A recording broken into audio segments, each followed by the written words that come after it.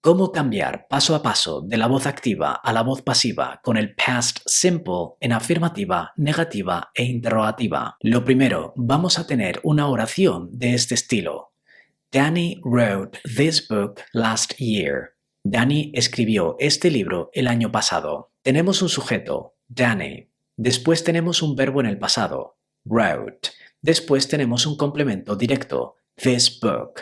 Normalmente los complementos directos responden a la pregunta de ¿qué escribió este libro? Pero también podemos tener personas, como veremos luego, e incluso una persona y un objeto, y podemos tener dos pasivas distintas.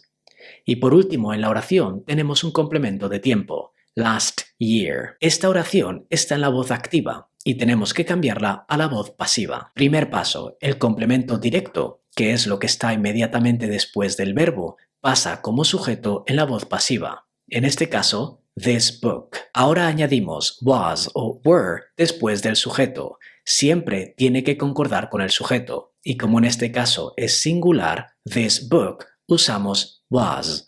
This book was. Toca añadir el verbo principal, que siempre va a estar en participio de pasado. Es decir, si es un verbo regular con ed y si es un verbo irregular en su tercera forma.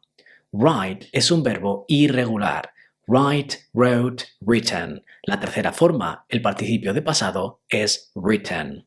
This book was written. Siguiente paso. Si el sujeto en la voz activa es relevante, si nos añade información importante o imprescindible para entender el significado de la oración, lo añadimos después del verbo con la preposición by.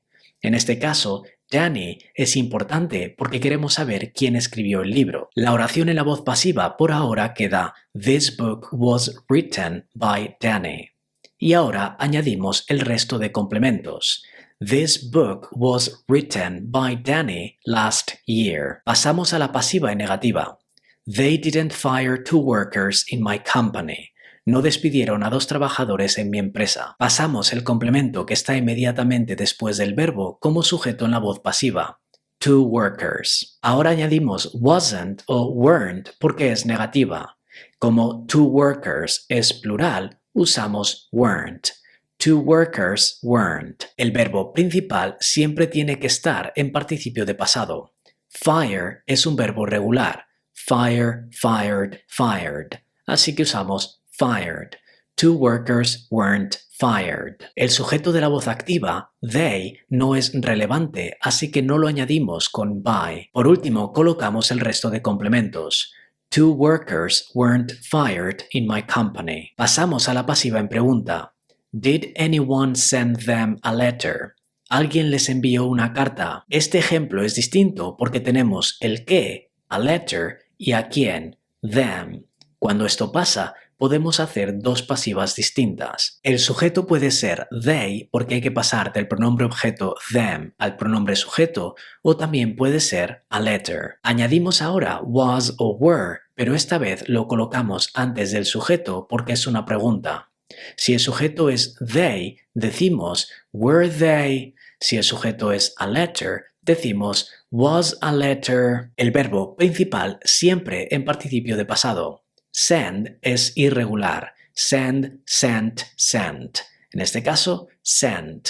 Las dos opciones quedan were they sent o was a letter sent. Como en este caso hay dos complementos, antes de decidir si colocamos by, tenemos que colocar el complemento que no hayamos usado.